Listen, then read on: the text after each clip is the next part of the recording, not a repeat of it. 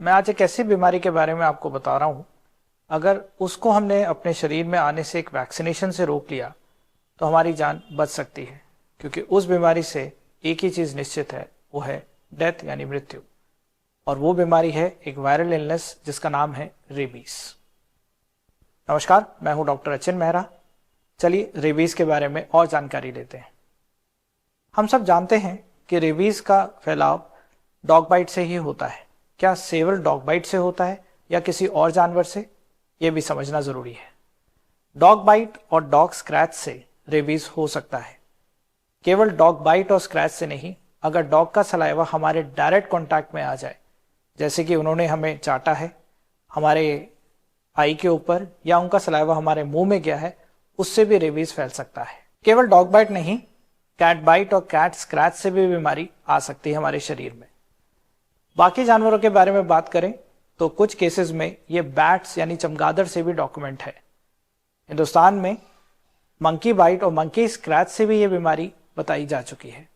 पर सबसे बड़ा सवाल आता है, क्या चूहा काटने से यानी रैट बाइट से हमें रेबीज होगा? इसके बारे में जितनी भी स्टडीज की गई हैं उसमें समझाया जाता है कि रैट बाइट उससे रेबीज का फैलना थोड़ा सा मुश्किल है। ज़्यादातर ये वार्म ब्लडेड एनिमल जैसे कि डॉग, कैट, चमगादड़ और मंकी, इनके केस में ही फैलती है और ह्यूमन ट्रांसमिशन रिपोर्टेड है। तकरीबन हर साल लगभग 20,000 से ज़्यादा डेथ्स होती हैं रेबीज की वर्ल्ड वाइड, और इस पूरी डाटा में 36% डेथ केवल इंडिया में ही डॉक्यूमेंटेड है। इसका मतलब ये हमारी कंट्री में इस डिजीज का बर्डन काफी हाई है। चलिए अब जानते हैं कि एक डॉग बाइट या कैट बाइट के बाद हम घर पे क्या कर सकते हैं ताकि हमारे शरीर में उसकी वायरस की एंट्री कम हो पाए। जिस एरिया में हमें डॉग बाइट या कैट बाइट हुआ है या स्क्रैच है, हम उस एरिया को अच्छे से साबुन और पानी के साथ धोए, कम से कम 15 मिनट तक। हम उस एरिया पे कुछ एंटीसेप्टिक लगा सकते हैं, पर हल्दी, घी, ये चीज़ों का कोई फायदा नहीं। और कोशिश करें जिस एरिया में बाइट या स्क्रैच है उसको अभी खुला ही छोड़ें।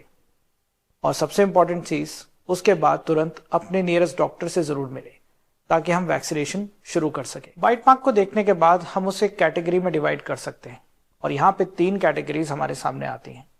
पहली कैटेगरी में जिसमें हमारी स्किन उधड़ी नहीं है और इंटैक्ट है, और उसमें डॉग ने या कैट ने सिर्फ लिक ही किया है, उसे हम कैटेगरी 1 कहते हैं। अमूमन वहाँ पे वैक्सीनेशन की कोई ज़रूरत नहीं पड़ती, पर अपने हिसाब से सोचने से अच्छा आप नियरेस्ट हेल्थ सेंटर या डॉक्टर के पास जाके ज़रूर इसके बारे में परामर्श कर लें एक बारी। फिर कैटेगरी 2 आता है जहाँ पे बाइट है या स्क्रैच है, पर वहाँ पे कोई किसी तरीके की ब्लीडिंग नहीं है। जो मैंने फर्स्ट एड घर पे बताया अभी आपको, उसको होने के बाद वहाँ पे हमें वैक्सीनेशन की ज़रूरत पड़ती है। और एंड में आता है जहाँ पे हमारा एक्सपोजर का रिस्क सबसे ज़्यादा है, जहाँ बाइट है या स्क्रैच है और एक्टिव ब्लीडिंग भी है। और कई बारी डॉग का सलाइवा हमारे डायरेक्ट कांटेक्ट में आया है, जिसमें हमें डॉग ने चाटा है और वो सलाइवा हमारे मुंह पे या हमारे आँख के ऊपर गया है। वो आते हैं सीवियर एक्सपोजर वाले केसेस कैटेगरी 3 में। यहाँ पे वैक्सीनेशन के साथ हमें एक और एक्स्ट्रा इंजेक्शन की ज़रूरत पड़ती है, इम्यूनोग्लोबुलिन। रेबीज की वैक्सीनेशन लगवाने के 2 तरीके हैं। एक है इंट्रामस्कुलर रूट से जो हम वैक्सीन दे सकते हैं, और एक दूसरा है इंट्राडर्मल रूट से।